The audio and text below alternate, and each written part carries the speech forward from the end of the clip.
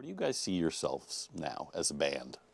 We're sort of scrabbling at the next plateau. There's one more after this one that I'm looking at hitting, but this one, the last one, we were learning the songs, learning each other, learning each other's moves and how to intuit each other and all that kind of stuff. And now it's a matter of, okay, what are we going to do with this? Yeah, we got to learn some more songs, but what are we going to do with this? How are we going to interact? And we're trying. It's always a matter of defining what it is the band is and what it can do. You're finding the dynamic center of the band and what its abilities are. And, typically, how long does it take to do that? Time. And you don't know how much until you get there. Oh yeah, there's no way to know. I agree. We're nipping at the heels of something, some other level, and I think part of why we are is because for me, I have proven the concept, right? That we've proven the concept. Right. But I specifically have sort of proven that I can at least hold my own in this thing. Were you worried about that in the beginning?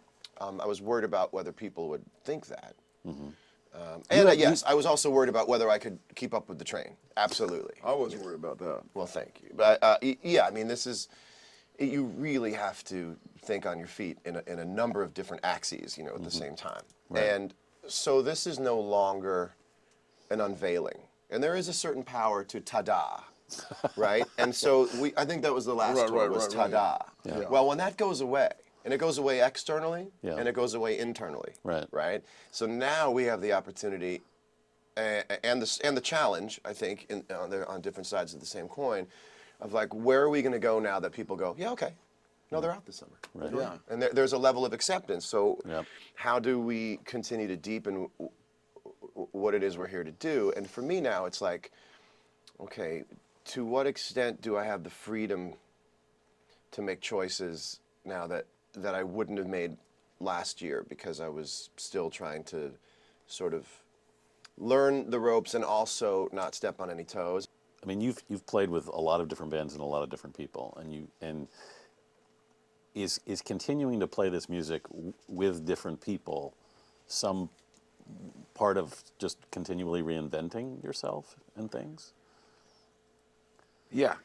Now we have this body of work, and the next plateau is we start adding on to the body of work. We're doing that nightly on an improvisational level, but we'll do it more on a concentrated level on the next plateau. But in bringing this body of work to new folks, sometimes it's for tight little projects, sometimes it's for a more expansive one. You get their insights and their entire background, and he's got a pretty vast background. He's a Berkeley boy. And he's been around the block in popular music and played with a lot of people. God knows he's well versed in blues, for instance. And we bring that huge, that rather sizable body of experience and insights and all that kind of stuff into this pot. And this idiom that we've like I said, been fortunate enough to fall into has it's American musical heritage. It has an integrity of its own, and it'll toss people if they don't worship it.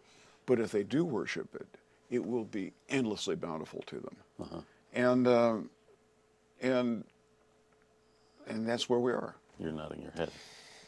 It'll toss you, man. It's what a thing. You asked me why would I want to do this? What a scholarship.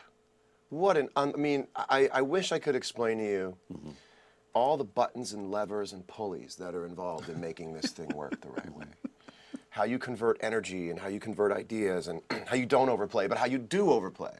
If I told you how to play this gig, I would say, overplay, but don't overplay. And take a long solo, but don't take a long solo. And you know what I'm saying? Everything is be tall and short at the same time, and be blue and red at the same time. And It makes flying an F-35 simple. oh God, I mean, if you're to this, you're not enough. It's basically like a blanket that's not big enough to go around the whole bed. And so you grab one part and it comes off of something else, and all that does is tell me how great Jerry Garcia was. Yeah. Because I say it would take 6 guitar players to really trade off, hand the guitar off for different songs to be able to cover what that all was. And so for me, it's like when I was first really what I would call probably training more than practicing, there was just moments that I got to imagine it's like a boxing training where if your hands aren't up, you'll get socked in the head by your trainer. Yeah. And you go, why did you get socked in the head? Because you did it. You really have to, right? You have to really stay in that thing. But what is so beautiful about it is that, you know, I know the penmanship style now, right? Let's say the technique, it's a penmanship style. It still doesn't mean you know how to write. Yeah. So now you just know the penmanship. So now I have a certain amount of acuity with the guitar on this music. Well, now, every night before you go on stage, you have to ask yourself, what are we here for? How are we doing this? Why are we playing this? And then when you get up there and you start playing, it's you know, if you sat down, if you take great guitar players and sit them down and have them play along a couple measures behind any record, they'll play the thing on the guitar. Yeah. But you've got to choose to play the thing on the guitar. Right. The training wheel is sitting in front of the speakers and going, oh, does that? I'll do that. He does that? I'll do that. And for the most part, I can do it. The real thing is when it's you alone up there and there's no one looking over your shoulder to help you do the homework.